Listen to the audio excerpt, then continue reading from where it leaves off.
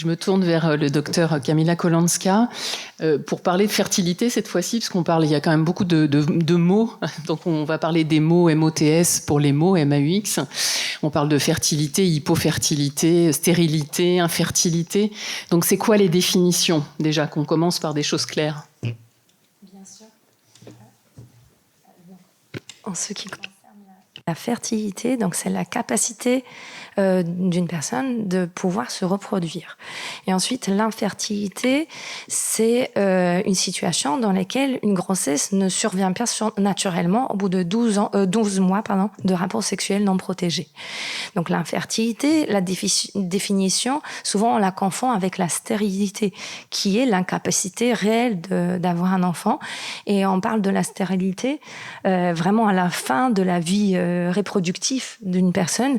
Si elle n'a jamais eu d'enfant, si elle n'a jamais eu de grossesse, à ce moment-là, effectivement, on peut résumer ça par une stérilité. Par contre, l'infertilité, vraiment, est loin d'être l'équivalent de stérilité. Et actuellement, on a beaucoup de solutions à proposer en cas d'infertilité. Et cette prise en charge en PMA marche très, très bien. Merci. Donc c'est une question de temps. Surtout la définition, elle est liée au temps, en fait, pour que la grossesse survienne. Exactement, donc il faut savoir que l'infertilité telle que la définition, donc absence de grossesse au bout de 12 mois de rapports sexuels non protégés, touche environ 15 à 20% de couples.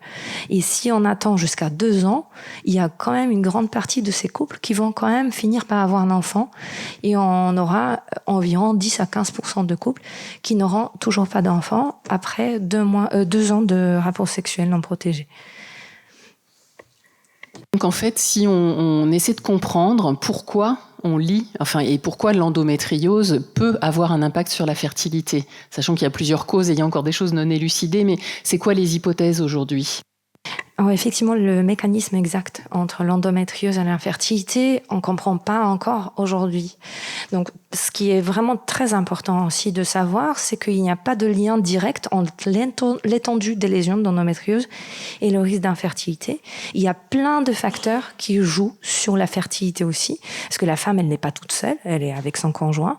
Donc, il y a les paramètres spermatiques qui peuvent jouer, il y a les paramètres tubaires qui peuvent jouer, il y a l'utérus qui peut aussi modifier les chances de grossesse. Et donc, il y a plusieurs mécanismes qu'on suspecte dans l'endométriose, et probablement chacun de ces mécanismes est vraiment probable dans des circonstances différentes. Donc, il y a probablement un impact sur la réserve ovarienne, sur l'ovulation au niveau des ovaires. Et donc, ça concernerait principalement les femmes qui ont l'atteinte ovarienne. Il y a un impact sur le transit au niveau des trompes. Et ça, c'est plutôt des femmes qui ont une inflammation au niveau du ventre. Et aussi l'impact sur l'implantation au niveau de l'utérus. Donc, l'embryon qui s'accrochera un tout petit peu moins bien. Et ça, probablement, ça pourrait être plutôt le cas chez les femmes qui ont une atteinte au niveau de l'utérus. À jour d'aujourd'hui, on n'a absolument aucun moyen de prédire quelle femme aura un bébé et laquelle n'aura pas de bébé, et laquelle il faudrait prendre en charge en PMA, et laquelle il suffit juste d'attendre pour qu'une grossesse survienne. Donc en fait, ça confirme le fait qu'on dit qu'il y a autant d'endométriose que de femmes atteintes d'endométriose, et c'est pareil pour les problèmes de fertilité liés à l'endométriose. Encore beaucoup de causes potentielles mais non élucidées. D'accord, merci. Nancy Léon, donc votre témoignage, vous l'avez dit, vous avez écrit un livre qui s'appelle Endométriose PMA, comment réussir ton parcours, et qui est extrêmement intéressant parce que c'est à la fois un témoignage et en même temps aussi des interviews d'experts pour donner des pistes, et chaque femme doit trouver son chemin. Et vous, comment ça s'est passé, comment s'est fait le diagnostic, voilà, le début de l'histoire, c'était quoi? Parce que ça illustre bien, je trouve, une réalité hélas fréquente. Je ne sais pas si ça fonctionne. Ah oui, c'est ça. Oui, c'est bon. Ça a été très compliqué au départ, parce que j'ai souffert depuis mes premières règles, mais on m'a toujours dit que c'était normal, ou que, comme plein de femmes ont dû aussi l'entendre dire, que c'était dans ma tête, que j'étais un peu chouchotte. On m'a jamais vraiment donné d'explication. Et donc, je faisais avec, et vu que C'est vrai qu'on se dit que les médecins en savent beaucoup plus que nous, donc on leur fait confiance et on se dit qu'on est certainement moins résistante à la douleur que les autres. Sauf que quand on s'évanouit ou de douleur ou qu'on n'arrive pas à se lever parce qu'on a tellement mal qu'on n'arrive pas à marcher, on se dit quand même qu'il y a quelque chose qui ne va pas.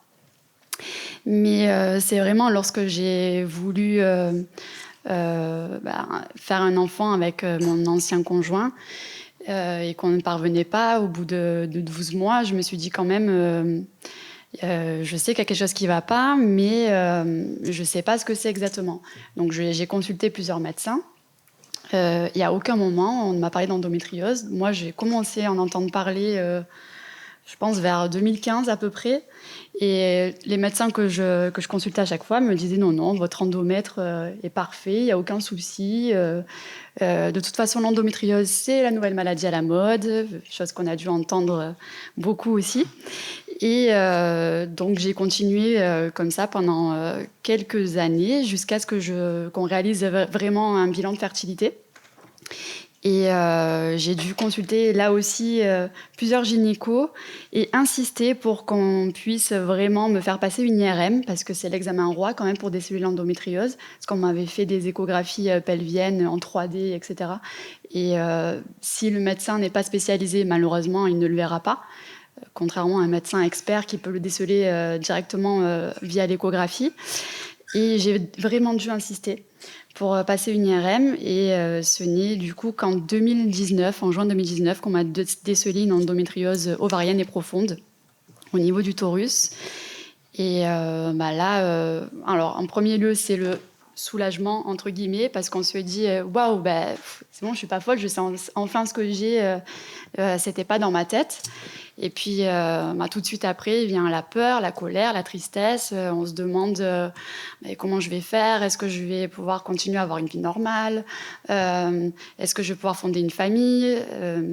C'est très compliqué à encaisser. Et comme je ne trouvais pas réellement de réponse à mes questions, j'ai vraiment beaucoup fouillé sur Internet. J'ai essayé aussi de poser des questions à des experts, mais il faut savoir quand même que l'endométriose a été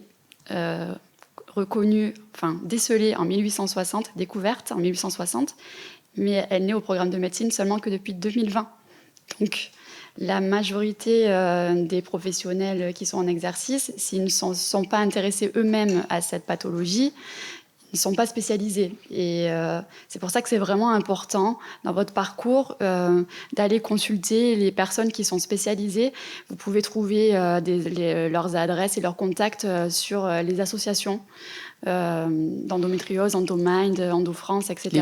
Les filières maintenant qui se mettent en place. Donc maintenant, il y a des médecins vraiment experts de plusieurs spécialités. Donc, Et pareil, lorsque vraiment vous passez des examens, par exemple, moi j'ai passé mon IRM au Centre de la femme à Paris, qui est vraiment spécialisé dans les pathologies gynécologiques et de la femme, et dont l'endométriose.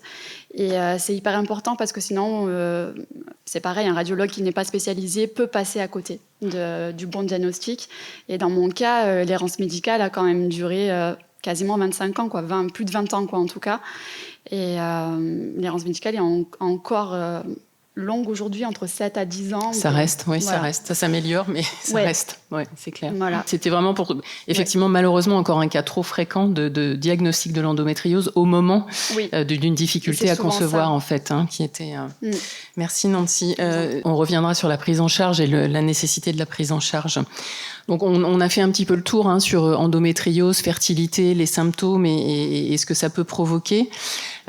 Si on réfléchit de façon générale, d'ailleurs même pas que pour l'endométriose, mais pour la fertilité en général, et qu'on se dit qu'on veut prévenir, j'allais dire anticiper, sur quels facteurs on peut jouer au-delà de l'aspect physiologique? On a vu la dimension psychologique, il y a une hygiène de vie. Comment, docteur Kolanska, comment on peut déjà se préparer aussi, se donner les meilleures chances possibles? Bien sûr.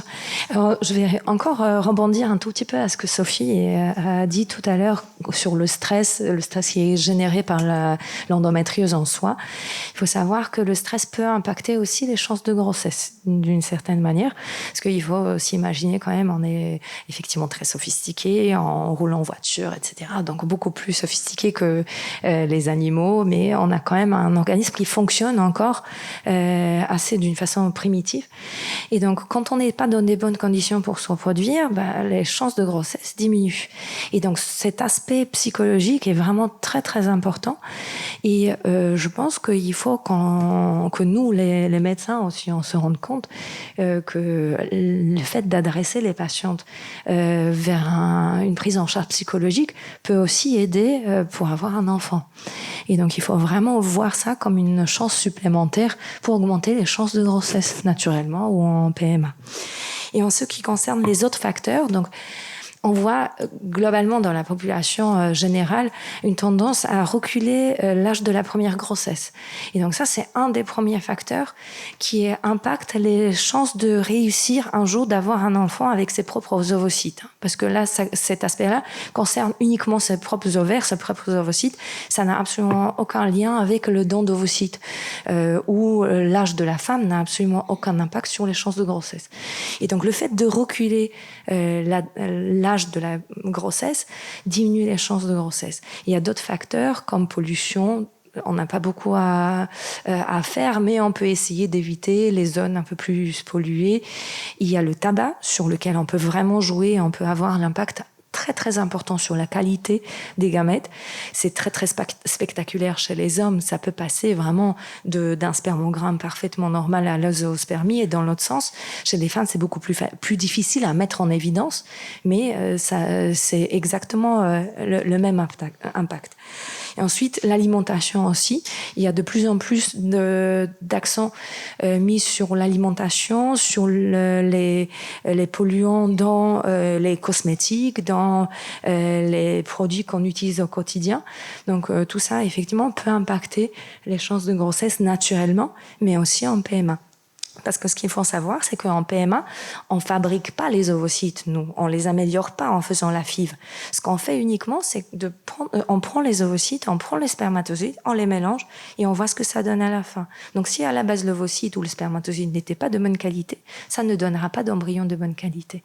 Donc là, de ce côté-là, les patientes ont vraiment un énorme champ de travail, parce que on ne peut pas faire ça à leur place. Ça, c'est vraiment aux femmes de le faire.